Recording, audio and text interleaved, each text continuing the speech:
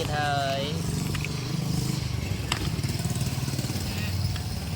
chốt đã tiết hơi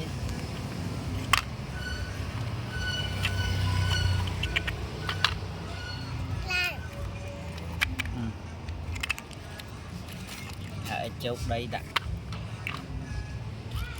chốt mò đã lơ lan đất tay anh đầu tiên tin tay tiết hơi tôi cút chắc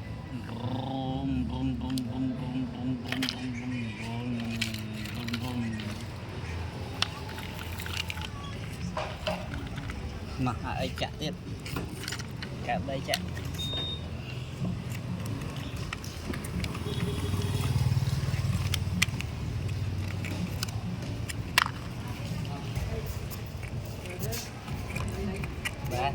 chụp đây có đây nè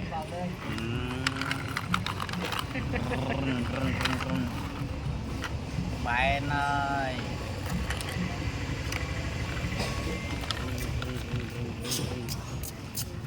nhà hôn